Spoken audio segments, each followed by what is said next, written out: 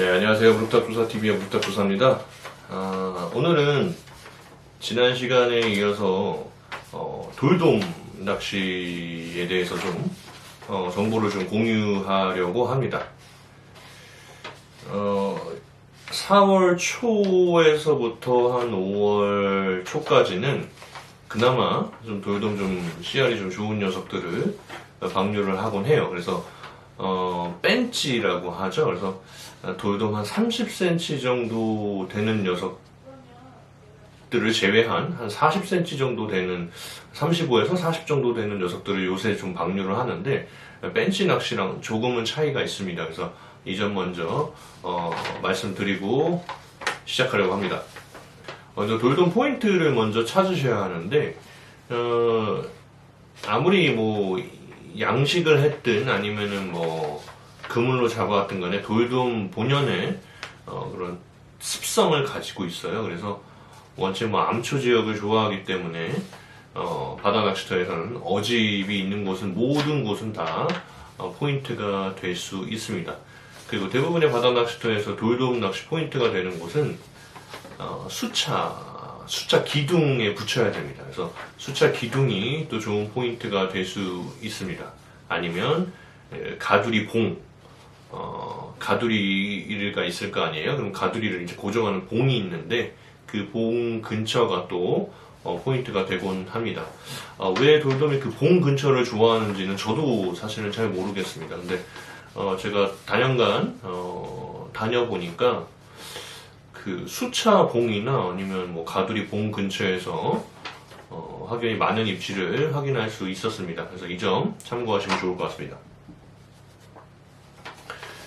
추가적으로 좀 설명을 드리면, 정성 낚시터 같은 경우에는 방가로 라인 기준으로 5번과 20번 방가로 수차가 있거든요. 그래서 그쪽을 좀 노리시면 되고, 잘 모르시겠으면 그 사무실에 물어보시면 됩니다. 근데 제가 알기로는 그 방가로 라인에도 수차가 있지만 일반 천막 라인이라든지 일반 방가로가 아닌 라인에서도 수차를 공략할 수 있는데 그곳에서는 잘 나오지는 않았던 것 같아요. 그래서 이 점도 한번 좀 확인을 해보실 필요가 있습니다. 수차 기둥을 노리실 때 좀 유의하셔야 할 점은 엉킴을 좀 조심하셔야 됩니다. 아무래도 수차 기둥에 바짝 붙이시려다 보니까 그 수차 쪽에 던지셔서 이제 수차랑 엉켜서 채비 손실이 이루어지기도 하고, 그 봉 근처에 아주 바짝 붙여야지 입질하는 경우가 많다 보니까 여기저기서 조사님들이 여러분이 캐스팅을 하게 되면 또 엉켜서 또 귀한 시간을 허비하게 되는 경우도 있습니다. 그래서 엉킴을 좀 조심하시는 게 좋을 것 같습니다.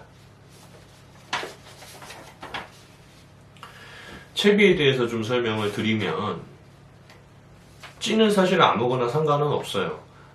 하지만 여부력이 너무 많은 찌는 조금 비추합니다. 생각보다 돌돔이 좀 예민한 편이에요. 그래서 물론 미끼를 먹고 완전히 돌아설 때는 뭐 우악스러운 입질을 보여주기도 하지만, 돌돔 특성상 좀 미끼를 좀 쪼아 먹는다 그럴까요? 이렇게 한 번에 확 이렇게 먹지는 않습니다. 그래서 좀 쪼아 먹다 버릇하니까 너무 여부력이 강한 찌라면 쪼아 먹을 때 찌가 잠깐 들어갔을지 몰라도 탁 뱉을 때 그러니까 좀 반응이 좀 느리다고 할까요? 뭐 그 여부력 때문에 꼭 미끼를 취하지 않는다기보다는 그 입질의 그 반응 속도가 좀 더디기 때문에, 그래서 입질 타이밍을 놓치는 경우가 있어요. 그래서 여부력이 너무 많은 찌 사용은 좀 비추합니다. 그리고 목줄 길이가 길면 길수록 불리합니다. 바다 낚시터 같은 경우 한정으로 말씀을 드리는 거지만, 목줄 길이가 길면 길수록 좀 불리한 이유가 여러 가지가 있는데, 첫 번째는 뭐 앞전에 말씀드렸다시피 입질 자체를 이렇게 쪼아 먹는 편이다 보니까 목줄이 좀 길면 쪼아 먹을 때 그 입질조차 느끼지 못할 수도 있어요. 찌의 반응이 없는 상태에서 다 미끼를 쪼아 먹고 끝날 수도 있습니다. 그리고 또 하나는 수차 기둥에 붙이다 보니까 목줄이 너무 길면 그 목줄이 혹시 그 수차를 좀 감는다거나 할 수 있어요. 그래서 목줄이 좀 짧은 게 유리합니다. 바늘은 일반 바나닥스터에서는 감성돔 바늘 기준으로 대부분 5호 이상을 사용을 하시는데, 만약에 돌돔을 좀 목적을 두고 계신다면 좀 바늘 호수를 좀 낮추시는 게 좋습니다. 생각보다 이 녀석들이 좀 쪼아먹기도 하고 하다 보니까 바늘까지 삼키지 않는 경우들이 있어요. 그래서 바늘을 좀 작게 쓰셔서 아예 안쪽에서 후킹이 잘 될 수 있도록 바늘을 좀 작게 사용하시는 게 좋습니다. 감성돔 바늘 3호면 충분합니다. 미끼는 뭐 지금 아마 돌돔이 방류가 되면 낚시점에서 이제 혼무시라는 거를 판매를 하기 시작할 텐데, 이 혼무시는 이제 참개찌렁입니다. 그러니까 보통 사용하는 거는 개찌렁인데, 참개찌렁이는 혼무시는 금액이 상당히 비쌉니다. 그럼 과연 이 혼무시가 일반 개찌렁이보다 뭐 확연한 차이를 주느냐? 꼭 그렇지는 않아요. 그렇기 때문에 굳이 뭐 조금 그 작은 확률이라도 조금 높이고 싶으시다면 혼무시를 사용을 하시라고 말씀을 드리겠지만, 비용도 너무 비싸고 뭐 대단한 차이를 나타내지는 않기 때문에 웬만하면 개찌렁이로도 충분합니다. 그래서 개찌렁이 사용하시는 걸 좀 추천드리고요. 새우를 같이 끼는 것보다는 지렁이만 끼시는 게 더 효과적입니다. 말씀드렸다시피 미끼가 또 너무 크면 쪼아먹다 끝나기 때문에 미끼를 또 너무 크게 사용하는 건 좋지 않습니다. 말씀드렸지만 미끼를 끼우실 때는 보통 저희가 그 개찌렁이 입부분이죠. 입부분을 이렇게 관통을 해서 좀 길게 이렇게 먹음직스럽게, 아무래도 또 시야에 좀 잘 띄어야 지나가는 다른 어종들도 이렇게 물 수 있도록 좀 길게 사용하는 편인데, 어차피 돌돔은 나오는 포인트를 저희가 집중적으로 공략을 할 거기 때문에 시야에 크게 띄는 것보다는 정확한 입질이 돼서 후킹까지 이어질 수 있도록 하기 위해서 미끼를 조금 작게 씁니다. 뭐 작다는 그 기준이 좀 애매하지만 보통 쓰는 것보다는 좀 작게 쓰는 편이고요. 뭐 길어야 손가락 검지 손가락 하나 정도? 네, 이 정도면 사실 긴 편이고요. 돌돔은 좀 작게 쓰는 게 더 좋습니다. 그리고 그 일반적으로 원래 그 끼는 것처럼 이렇게 입에 껴서 이렇게 축 늘어뜨리는 게 아니라 바늘을 이렇게 아예 관통시켜서 뭐 끝에를 쪼아 먹더라도 나머지 남아있는 그 부분을 그 부분에 이렇게 딱 후킹이 될 수 있도록 바늘을 아예 관통시켜서 이렇게 늘어뜨리는 게 좋습니다.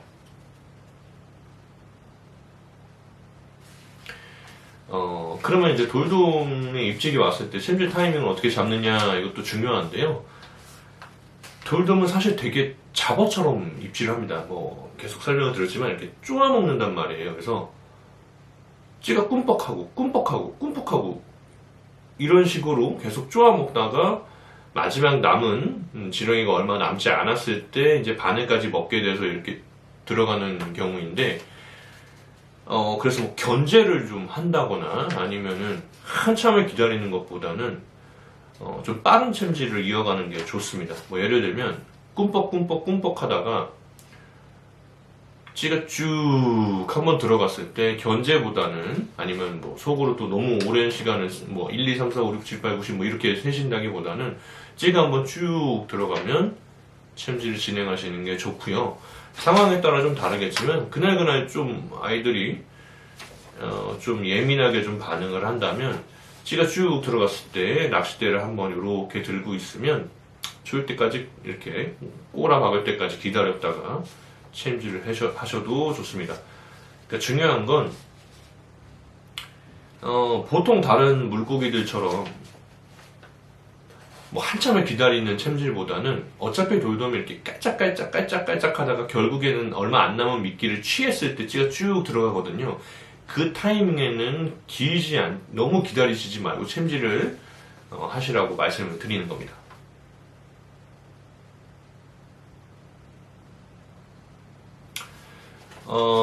좀 주의할 점을 좀 설명을 드리면, 돌돔은 원체 좀 힘이 좋은 물고기이기도 합니다. 그리고 저희가 노리는 포인트가 수차 기둥이 될 확률이 높은데, 이 녀석이 처음에 입질을 하고선 순간적으로 치고 나가면 수차 뒤편으로 돌아버리면 수차를 감아버리거나 해버리면 끄집어내지 못할 확률이 높습니다. 그렇기 때문에 처음에는 조금 강제적으로 진압을 좀 해야 됩니다. 그래서 수차만 좀 빠져나왔을 때부터는 조금 여유를 가지고 하시더라도 수차 기둥을 빠져나오시기 전까지는 조금 빠르게 강제 제압을 할 필요가 있습니다.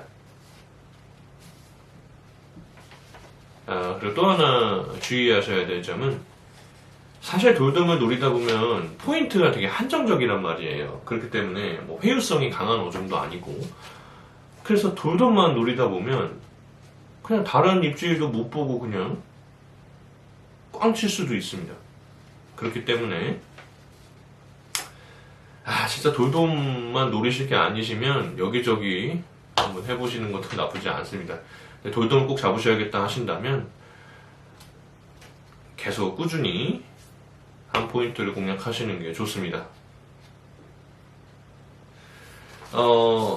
오늘 영상은 여기까지고요. 제가 추가적으로 하나 더 말씀을 드리자면, 저도 물고기를 잡으면 뭐 옆에 조사님들이나 뭐 아니면은 뭐 지인분들한테 이렇게 나눠드리기도 하고 분양을 많이 해요. 그런데 제가 진짜 돌돔은 기필코 가져가서 먹습니다. 돌돔은 양식이나 자연산이나 뭐 아니면 뭐 수입산이나 그런 걸 다 떠나서 그냥 돌돔 자체가 너무너무 귀하고 맛있는 생선입니다. 그렇기 때문에 저는 뭐 능성어나 뭐 둥근바리, 범바리 이런 거는 안 먹어도 돌돔은 꼭 먹어요. 정말 맛있기 때문에 잡으셔서 꼭 맛있게 좋은 분들과 회 떠서 드셨으면 좋겠습니다. 네, 오늘 영상은 여기까지고요. 모든 조사님들이 최소한 보통의 조과를 올리시는 그날까지 무릎 닦고서 열심히 영상 공유하도록 하겠습니다. 감사합니다.